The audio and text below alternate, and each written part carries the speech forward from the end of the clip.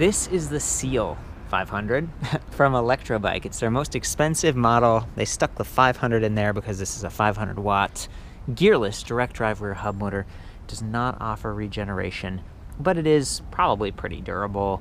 You know, there's no gears. It's supposed to be, I think, a little quieter than geared, but I've noticed this one's kind of zinging a little bit, and you do hear it. It's surprising that I think it actually has a 36 volt 10 amp hour battery, because a lot of times with a 500 watt motor I'll see a 48 volt system. So the battery size is, I'd call it average. The motor size is above average. It's just going to be a little bit heavier. You can see there's just more metal casing around this thing. I love that the spokes are matched, sort of that black, as well as the hub and the tires. We've got these fenders. These are just kind of mud guards. They do all right. You know, it's kind of better than nothing, but just barely. I'm not a huge fan of this frame design, and this is not against ElectroBike. I've seen this from several companies. I think it's just like a platform that is available probably in China, and companies will be like, yeah, let's use that, and then these tires and this lights or whatever. I like the way they took it. I like the fact that the frame is this single tube design means it's a little bit more flexy, especially since you've got the battery and the motor in the back, and the motor's extra heavy. It's not a great mountain bike platform, and that's the context that I first saw it in. So the fact that they've gone with these really cool, kind of like, almost look like moped tires or something. They're definitely a little bit more burly, 26 by 2.125. They're fatter, they're thicker. This is a good, like, urban bike, right? It's got good power. You've got nice little suspension fork here, Suntour XCM30. Nothing too fancy. It does have sort of preload adjustment, independent on both sides. Yuck. It doesn't have lockout. It's just always going to give you a little bit of cushion. Along with this EXA, sort of a seat post, a little bit of a suspension, not a ton of travel, and this nice Freedom Selle Royal gel saddle. Nice little bumper. So I love it. It's actually a very comfortable bike to ride. The frame flex doesn't bother me a whole lot, and you're not going to be getting too much more of it by adding a rack, because you can't. First of all, it'd be blocked by the fender, which is also the case for this rear light. Check it out. You know, someone's following you, they might see it from the side, but I think it's kind of funny that it's almost below the tire, right? It's better to have one than not, but it's a little bit blocked. There's no headlight on this thing. But, you know, again, having an integrated rear light, that's a great start. And I actually wanted to do a little cross promotion here. This is called a wing light. These guys are not paying me. I just think it's cool. I'm always talking about safety and stuff, and it's a little bit kind of dusk period right now. And this bike, again, being sort of like urban setup, I just thought it'd be a cool chance to talk about this. So you can see it's kind of in the keychain form right now. You can press these little buttons. They light up, so you can imagine that this was hanging off your backpack or something. But what it's really meant to do is you take these little plugs out, these plastic plugs at the end of your grips, and then you put in a special plug that comes with this, and then this is magnetic. So you just click it right there, and then when you're riding, you tap it, and now you've got a turn signal. Okay, that's really cool. It makes you very visible, helps to signal your intentions. Again, that's the wing light. I think they have a website, cycl.bike. Just cool. Again, not being paid for this. I just thought it was kind of neat. Wanted to add a little bit of feedback, but I'm also reviewing it, right? So I was bummed because these actually don't fit in this tube size for this handlebar right now. I tried to install them earlier. It's really kind of neat. You sort of tighten this end piece, this like nut, and it like expands the rubber, it pushes it out, and that's how they work. They're just real simple to install if your handlebar isn't too narrow like this one. I don't know, there's some measurement going on and stuff, so I don't want to get too distracted, but the point is you can add lights to this thing, you can improve its utility and safety even more, which I'm all about. I love that they've got plastic chain guide down here. Don't love that you've only got a 5-magnet cadence sensor, so it takes a while to start, takes a while to stop. I've mentioned this on other electro bikes. It's a cheap part, right? These bikes are designed to be kind of cheap. Their most affordable model is like 800 bucks. This one at 1900, you know, I would have expected a little bit more quality there, and you know, at least you've got these bigger platform pedals, but they just feel a little cheap. They're a little bit slipperier. Good surface area though. Again, the upgraded saddle, ergonomic grips, stitched, Tektro levers with motor inhibitors. I like that. The brake levers seem to be kind of reversed. I'm used to the left lever activating the front brake. In this case, it activates the rear brake. So it takes some getting used to. ElectroBike is a company that started in Mexico City in like 2012, and they've expanded to like 25 locations there. Now they're in the US, and I'm actually in Santa Monica, California, which is where their flagship store is. So, you know, it's a fun place to ride around, and they even do rentals with these bikes and stuff. So really cool to see them branching out and bringing some of the more affordable electric bikes in to the scene. But again, this is their most powerful, most expensive bike. Just coming back to like no bottle cages, no rack mounts or anything like that. This is just a way to get around town and have a little bit more power and have something that's, you know, maybe fits you a little bit better. On the website, I measured it, and it's like 16 inches for the seat tube, but that doesn't really reflect the size. I'd call this medium. I've got kind of a reach measurements and stuff back at the full review. But, you know, this is one of their larger bikes, or, you know, kind of that medium size. The drivetrain here is kind of basic. Shimano Tourney, that's the entry-level derailleur. 7 speeds, though, that's okay. And again, the shifter, just kind of basic. It's not a trigger shifter, but easier to use if you're wearing gloves, if it's cold out.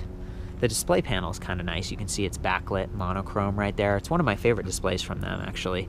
You can press the M, and it changes between different readouts. So we've got miles per hour, trip distance, odometer, ride time, average speed, max speed, and it goes back to current speed. So that's pretty sweet.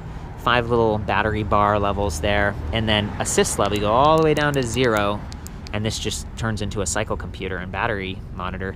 Your throttle doesn't work or anything, and pedal assist doesn't work. So unfortunately, there's no throttle mode. It'd be nice if they had just throttle only, but you know, whatever. The throttle power is limited by the level of assist you're in. Okay, so that's another question mark in my mind. It'd be nice if you could just use the throttle at full potential anytime, because it's variable speed. It's, you know, you don't want to go too fast, just don't twist too hard. But when you do want to go fast, like, just let me do that with the throttle. It's kind of a bummer that you have to be like 1, 2, 3, 4, 5. Now I've got full power. But full power will take you to 20 miles per hour.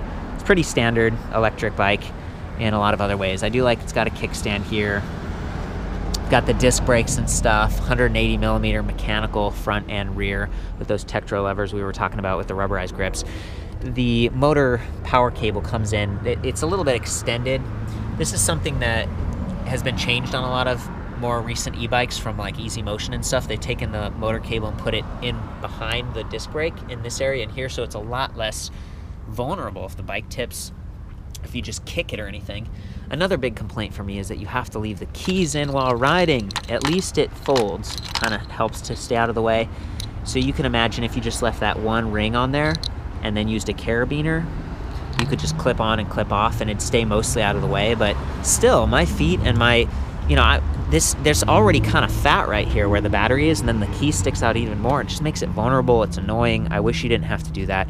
Thankfully, there's only one key slot on this. You just turn it all the way, push it in, and keep turning it, and then you can actually take the battery off. Thankfully, there's a quick release here because the seat doesn't flip up or anything. You have to basically take this seat tube out, or the seat post out, and the seat off to take the battery off the bike. But you can. That's going to help reduce the weight of this if you have to transport it in a vehicle or something like that. And up front, you're also going to need a tool to get that front wheel off to do maintenance or to transport the bike. So, you know, room for improvement, but you know, some of the wires are integrated through the tubing and everything like that. It's an electric bike. It's purpose built. It's just a lower quality kind of build. And so, coming back to ElectroBike's lineup, I just don't really love this frame. So let's hop on and show you the motor in operation, give you some idea what that sounds like. So the bike is turned on down there. I press the little display. I'm gonna go all the way up to pedal assist level 5 so you can hear it and see how not responsive it is. Let's see here.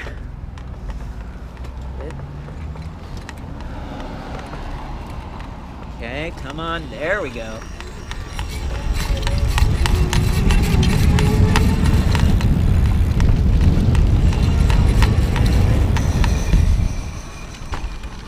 So just not super responsive, but when that power kicks on in pedal assist level 5, it goes, you know, it's pretty powerful.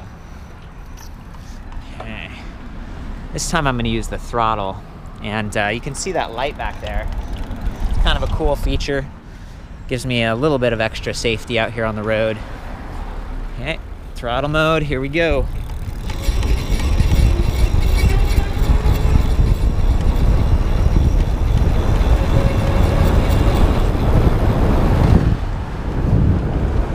So you can hear that zinging sound I was talking about.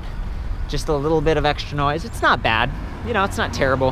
What you're really getting with this is toughness and a little bit of power, but maybe not quite as much as you could if it was a 48-volt battery, that kind of thing. And again, the range, maybe 15 to 30 miles, depending on whether you're using pedal assist and actively contributing. The slick tires are gonna help, but 63-pound bike, it's heavier, so keep that in mind. For the full write-up on this and other electro bikes, I'll see you back at ElectricBikeReview.com, and of course, ride safe. You don't have to do anything. You're on camera right now. So Melanie, is that right? We've been hanging out for a while. You've been shopping all these different bikes and stuff. You said some of your friends have even gotten some of these electro bikes. Is that right? Yeah. What do they like? What's everyone going for? Everyone actually keeps coming back for the Magnos. The Magnos, that's with the solid wheels, right? It's kind of a folding bike. Yes. How about you? Do you have a favorite? Magnos. The Magnos? I've heard you talking about this is Seal nice here. Too. You like that? A little bit more power, maybe? Yeah, it's a little bit, it's too big for me, but you know. Okay, yeah, that's the thing. There's always like the factor of standover height and you know, just controlling the bike. You want something that's comfortable, right? Yeah. How about you? You've been trying a few things? I have. You have any favorites? Looks like you're friends with this one. This one's nice. She wants me to get the Magnos. She thinks The Magnos. This one right here. Or the tricycle. The Cruiser. I call it the grown-up tricycle. I like that. Is this? Who did this? Did someone putting this on there? I put that on there. It's kind of cute. Ah, there we go. That's right. Well, thank you so much. It's always cool to hear from just, you know, people. I like that one. That one? There's so many choices. Yeah, that's a pretty good one too. It's kind of small, little. It's just sort of compact. It feels good. It feels comfortable and smooth. I like the lights. You came in and was that you a minute ago? The bright lights on, extra safe. Yeah. I'm the guy wearing a helmet inside, so you know that's kind of my thing. Well, thanks you guys. Good luck. Thank you.